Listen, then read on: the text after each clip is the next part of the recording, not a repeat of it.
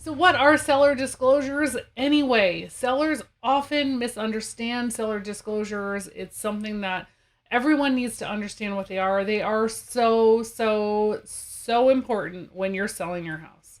So when you're selling your house, you're going to be asked to disclose information that you know about your home. Now, this can be really daunting for sellers, especially if you've owned your home for many years.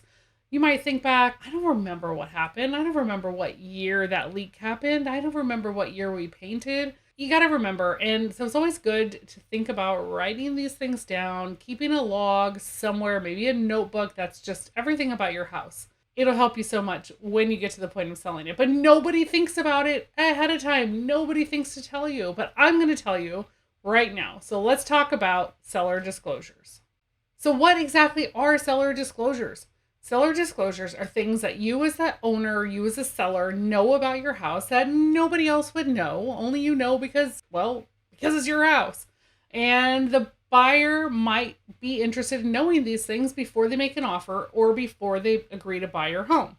So what exactly should you disclose? And let's just cover like one blanket statement. So if you're going to ask me if you should disclose it, probably yes. It's better to over disclose than under disclose. So always remember that. So you want to make note of things like, did you have a water leak? Maybe the water line in the back of your freezer or refrigerator that makes your ice, maybe that leaked one time and you had to get it fixed. Disclose that. Maybe you had a bigger issue, a tree fell on your roof and you had to get the roof replaced and you had an insurance claim. Disclose those. All insurance claims should be disclosed. Really important actually, because it could impact a new owner getting insurance because of the claims that you had previously. So you always want to be upfront about it and let them know. Maybe you had a rat die in your wall and it really smelled the place up for a few months and you had to call a pest control company to go fish it out. Disclose that. Maybe you had a tear in one of the screens and a raccoon got in the basement. You want to disclose that too. Maybe there's a lot of traffic in your neighborhood. Perhaps you live near a school and during the school year at drop-off and pickup times, there's lots of people parking in front of your house. Maybe there's lots of kids that walk up and down the street going to and from school. You can't even get out of your driveway during that time. It happens a lot, especially to homes that live next to or across the street from schools. Even if you think, well, that's pretty obvious that there's a school across the street and this buyer should know that, you need to disclose it. Personally, we had a house that was directly across the street from a park with a public swimming pool, but during swim season, that pool was used on Saturdays for swim meets. And there was traffic everywhere. Early in the morning, the person would get on the bullhorn and start announcing the swim meets and calling the groups over. It was loud. It didn't really bother us, but if we were selling the home, a new buyer might want to know that information, especially if they're buying when it's not swim season and it's not obvious and maybe they're new to the neighborhood. You also want to disclose any issues you have with your neighbors. So it might be a personal issue you have with your neighbor, but you want to disclose it. Maybe they're upset about a shared driveway. Maybe they're upset about where you park your car. Whatever it is, disclose any issues you have with neighbors in your neighborhood. Any damage that's been done to your home, any repairs have been done, the last time you painted, if your kitchen sink ever leaked, whatever it is, whatever you fixed, anything you have ever done to your house from the day you bought it and anything you knew about from a previous owner that disclosed to you, write it down in your disclosures. You can never disclose too much because it will protect you in the long run. Maybe you modified something. Maybe you replaced a ceiling fan, put in new light fixtures, added solar. Oh, that one's pretty obvious. You want to disclose solar.